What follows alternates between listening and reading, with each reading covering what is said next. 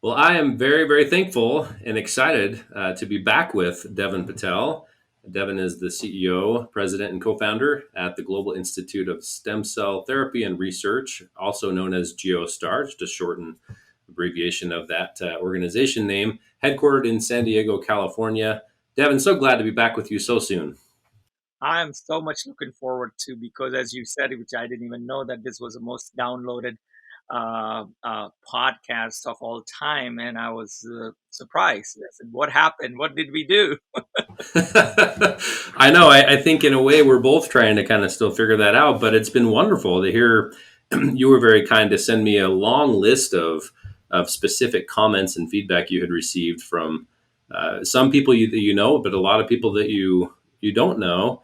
I'd love. What were they saying? I mean, what were their overall responses to the podcast? Which, by the way, we'll put the link to that episode if you want to hear the original conversation. We'll make sure we include that. But what was the main feedback you were getting?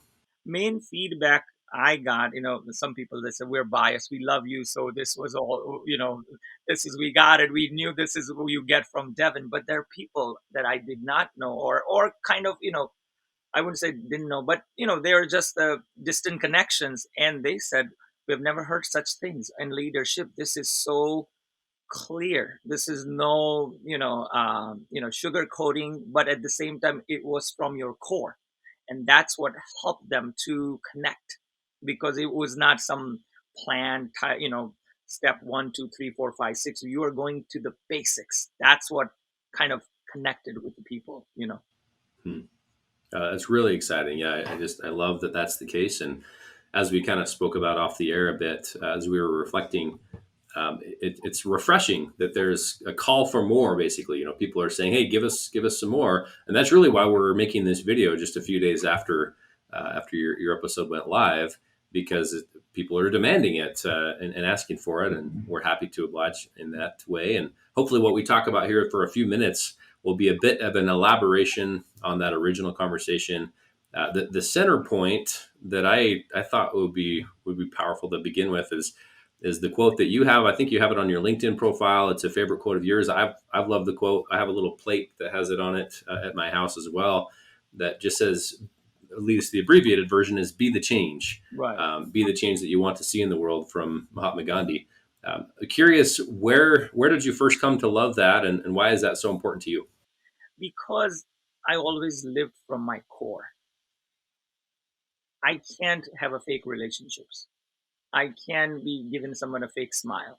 I can be just saying someone I understand, but I really don't care. That that's not me. If I'm involved, I'm involved wholly. So I've never been able to actually truth of the matter. The people get scared from me because I'm so open, and it's hard to accept for other people in general that how can you be so open? How can you be so giving? And you don't expect anything in return, and that kind of scares them. Like, I'll give you a very simple current uh, situation that happened. There's a friends, I can say friends, they're doctors, and they were making a special documentary on us in our work in field of stem cell research and treatment in India, and how we're helping the people and the big masses in India. And she came, she's a doctor, she's American, wonderful, wonderful human being. And he was doing the documentary and everything. And then we had a big lecture, and we were giving a very prestigious platform, one lecture. And then she needs to get ready and wear Indian clothes and Indian stuff. And I kind of, took out money and gave them a, big bunch and said, go buy whatever you need so you can, look like an Indian princess. And she said, Devin, I can take this money. And for me, it was never, I never thought that it will turn her off. You see what I'm saying? But for me, it was so natural. I said, "Oh, okay, here you go. We have, go buy stuff, and make yourself look like an Indian princess and come to the event." And she said, "I can take that money." And I said, "What's wrong with it?" And then I it's realized that she thought that I may want something back in return. I may want some favors or whatever it is. And I said, "Doctor, such and such, this is how we treat our guest. There's nothing expected in return. You are my guest, and you are at my home, and we want to take care of you. That's all, nothing more, nothing less. And then kind of, said, okay, I'm in a different culture. Okay, that's the way it is. So that's how it works. And sometimes people gets turned off by it, not on. Hmm. Well, yeah, what a great story, and it reminded me too, just in listening to your story, of something else you said during that podcast episode, the original conversation. You talked about how, I don't know. I mean, I know we anyway, whether you call that a gift or whatever, but you very, in a very real sense, you feel the pain of other people, and you want to solve that pain. And again, this is a very mild example, I guess you could say, of pain, of just not having the right outfit, and kind of needing to get into a certain attire, but you still felt it in a way that moved you to take action. It wasn't just, oh, I'm sad that that person is sad, or I'm sad that that person doesn't have what they need, and carry on. It was, I'm sad and I feel that pain, and therefore here is what I'm willing to do. I'm willing to take this action for it. So I'm just wondering where that. I mean, do you have any further reflections on where that comes from for you? And is that normal? Do you think? Do you think all of us feel that, and we just sometimes don't pay attention to it? Or what's your core belief there? I'm considered abnormal child. And that was happening, as I said, from the childhood. And more of a, instead of saying, I would turn that in a little different way. Instead of saying I was feeling that pain or whatever it is that out there as mine, and I don't know why. And I think we're all made that way. It's just this environment around created those walls around us and kind of segmented us and fragmented us.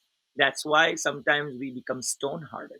The situation around the abuse, the many things that happens, your experiences of their life, that made those walls around you. But in reality, every child you go, they are most beautiful divine energy. Doesn't matter what culture, what race, they are the most they are exerting the most divine energy, more loving, most caring, most healing energies. And that's why we said, children are always form of God or form of super consciousness, or that special energy that comes down to the earth. And we're all that, except it's our environment, that our experiences that made us so different than what we are supposed to be from our core. And I'll tell you a different example. We talked about power of truth and the pain, and I'll connect that. And I was always, I have to tell the truth no matter what cost, good, bad, or ugly. But that doesn't mean you tell usually truth is bitter, it's not good sometimes, but you have to sweeten it up.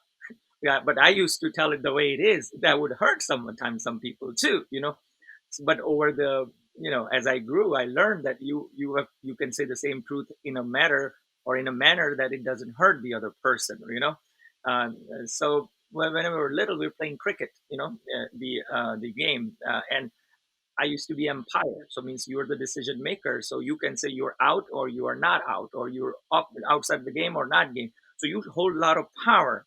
So I was so impartial that both parties would trust me to be their umpire, because they knew that I will not favor anybody.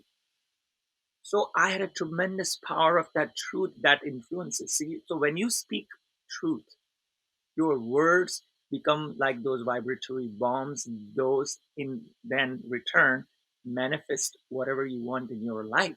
Okay, and then as a child, when you see that power and not understanding and not able to handle the power, I started abusing it.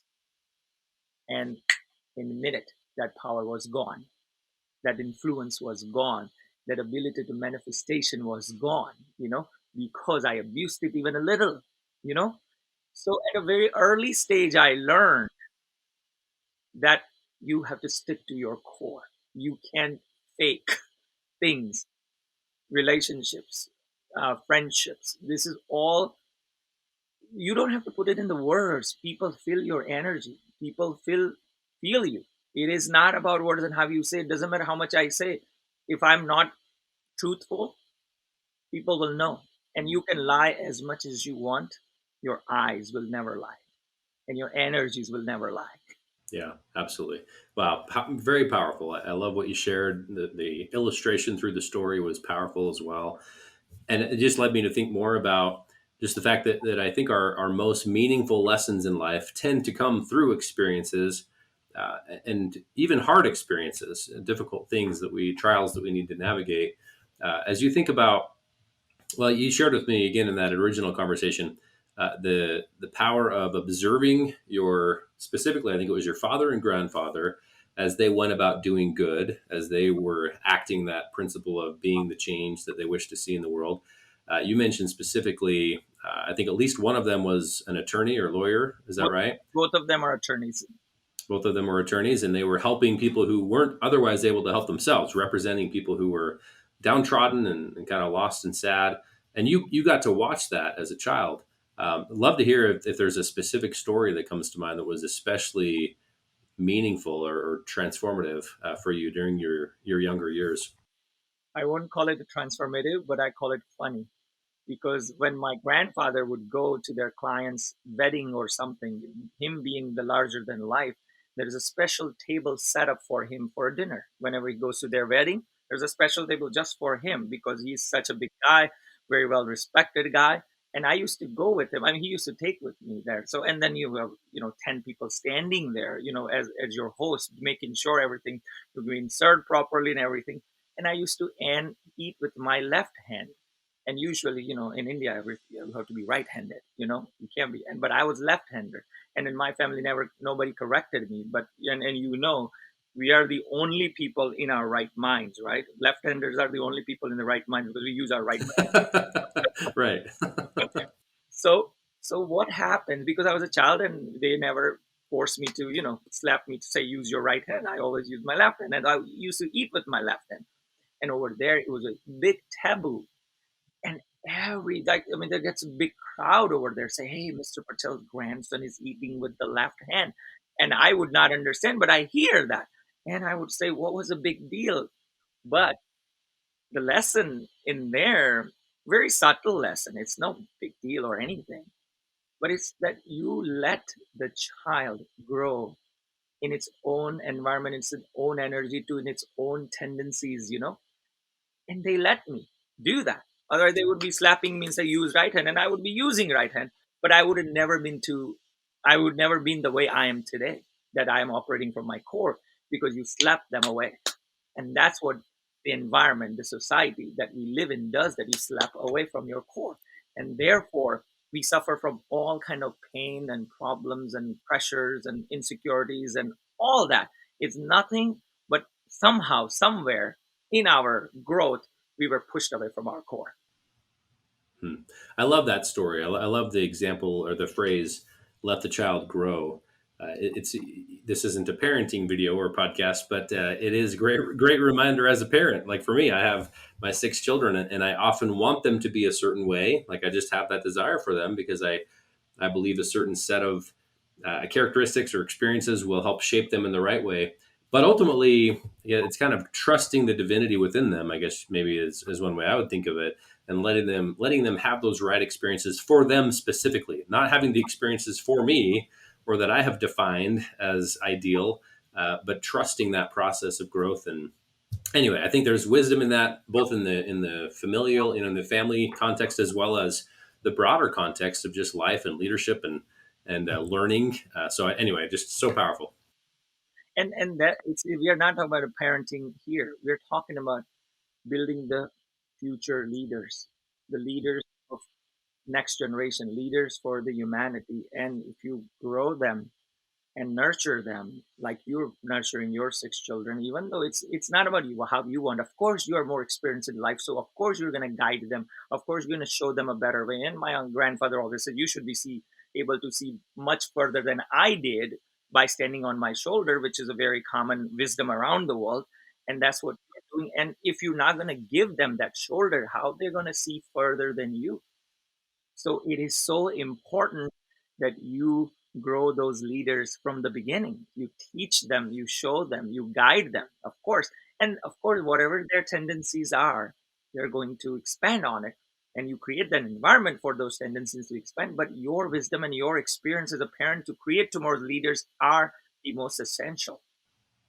Well, and the thing that stands out most to me about that is just the power of example versus the power of lecture, or even some methods of discipline and things like. As you watch again, for you, it was watching your father and grandfather.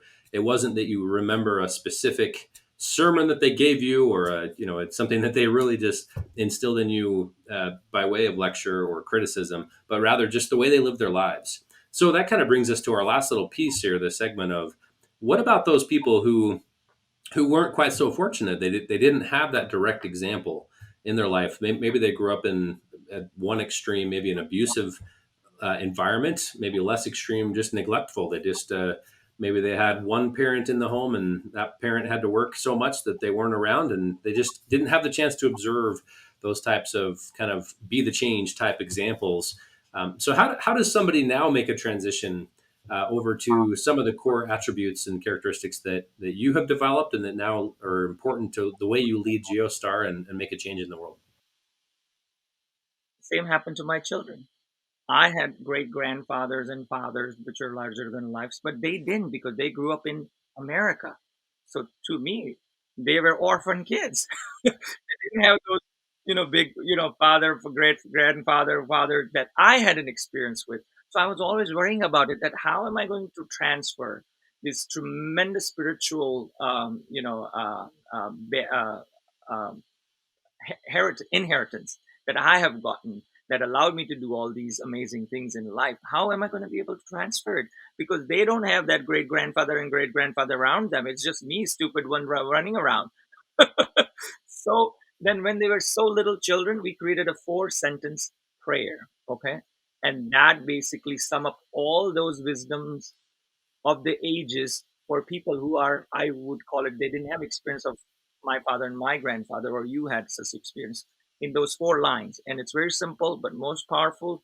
And if you concentrate on those 4 lines every day, you don't need any guidance.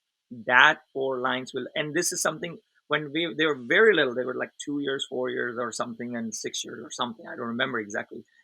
And we wrote it down, and this again was downloaded on me, and I looked back and said, how did I write it all that many years ago? But it was downloaded in my brain or in my heart. And the sum result of all my experiences came into those 4 lines. Very simple. And some people may get offended because I'm using word God, but please don't. Consider, instead of God, if you think that's not something for you, consider that as a superpower, ultimate energy, super consciousness, whatever that connects you, whatever that makes you tick, use that. So don't hold the power of manifestation because I use word God against you. Use it in your favor. The first line was, and I'm going to say all 4 lines very fast, but then I'm going to tell you the meaning behind it. First line is, thank you, God, for giving me strength to help and love others unconditionally. Thank you, God, for helping me understand power, purpose, and potential of my life. Thank you, God, for strengthening my faith in you every day. And last line, thank you, God, for guiding me and being with me all the time. Okay.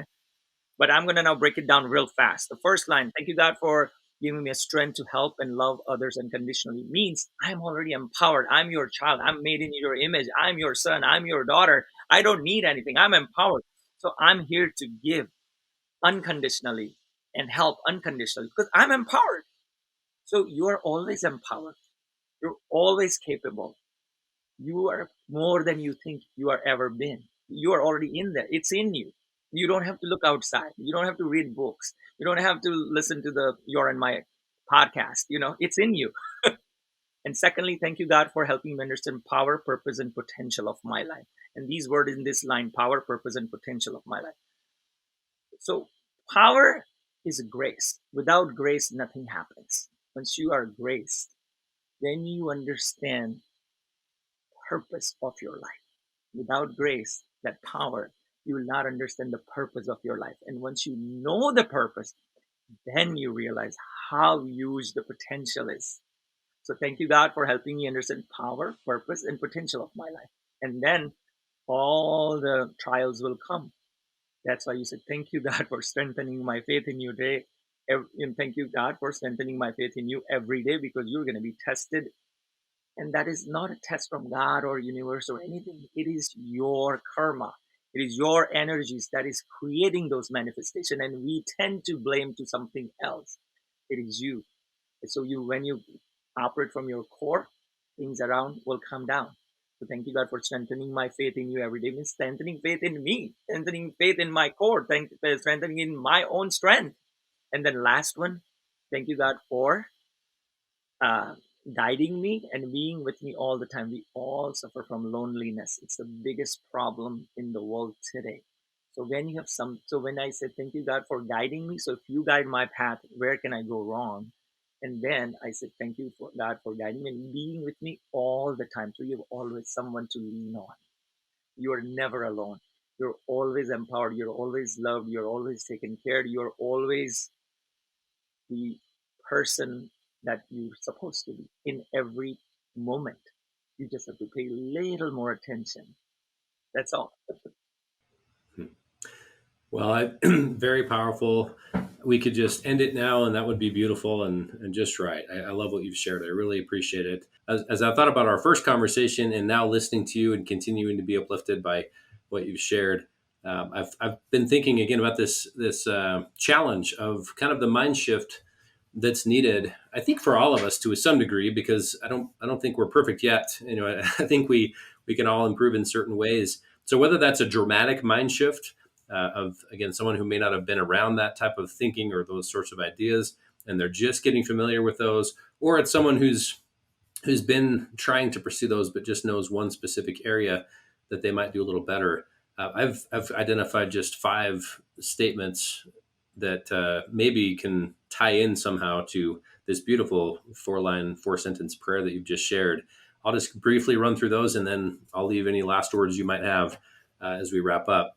So, having a mindset that's focused on abundance, not scarcity, compassion, not judgment, selflessness instead of selfishness, presence instead of distraction, and boldness instead of timidity. I think it's important to have the not or instead ofs in there just to remind our consciousness, kind of to remind ourselves of the opposite end of the spectrum. So abundance, compassion, selflessness, presence, and boldness. And again, what you shared, I think, was more eloquent, more beautiful. But between the two, hopefully, there's something in there for our viewers, listeners, to grab hold of and go and apply. I know that perhaps the last word might tie into this book that you have shared with me that is so powerful, has been so powerful for you. I'm picking up a copy and we'll get familiar with it. Do you want to talk a bit about that here at the end? Yeah, what you said, those 5 words, they're the best. That is nothing other. I could have not said any better. You said it so well. And I wanted to share one book, if you don't mind, which I think every young man, every entrepreneur, every a person of any race should read, because this goes beyond race, creed, and culture or religion. It's called Autobiography of Yogi. That is the most gifted book in last century, top 100 spiritual book of last century, and in a maximum language it was translated. And Steve Jobs, if you work in Apple, this was a must-read book. And when Steve Jobs passed away, he made sure in his funeral everybody get this book as a gift. And when you read this book, I want to tell you, you will have no confusion whatsoever in your life ever about anything, any situation, any person. You will always have a crystal total clarity, and you will be always crystal clear. You will have no more confusion in your life. And this book has everything that humanity has thought of and humanity still haven't thought of, from nanoscience to space science to aliens to anything you can imagine, to mathematics, to anything. It's all in there, and it's so eloquently put in there. And this book is not some spiritual difficult book. It's just a story book. Each chapter it's by itself, so it has nothing to do with the second chapter. It's like a novel, and it's just a fairy tale you're reading, but it has so much. It will change your life that you have never thought of. It's not a book, it's a blessing. And it came to Steve Jobs' life that changed him from and made him what he made, he became. So I just wanted to share, if you wanted to pick up this book, even it's free online if you want. Thank you. Wonderful. I love it. Thank you very much for that. Well, and I think one of the things that you told me about off the air uh, that you feel very strongly that reading that book will help you live a more graceful life. I think you said like just a life of grace and just more kindness, more it's these things we've talked about. Like ultimately, it will drive you toward these different attributes and kind of the essence of the prayer that you shared as well. Is that correct? I just want to think and present to our listeners slash viewers what is the outcome of really consuming that book and leaning into it. It will help you connect to your super consciousness and make you super human being in every aspect of your existence. That's what this book is all about. Well, I just have loved this part two. I'm so glad that we got to create this together, Devin, and just a blessing to continue to get to know you. I admire the work you're doing. We didn't get to talk too much about the work itself in this episode, but I hope everyone who may not be familiar with what you're doing at GeoStar will become familiar because it's truly changing lives, saving lives, improving the world. So thanks for what you're doing. Really grateful for that. Thank you, and you're very kind.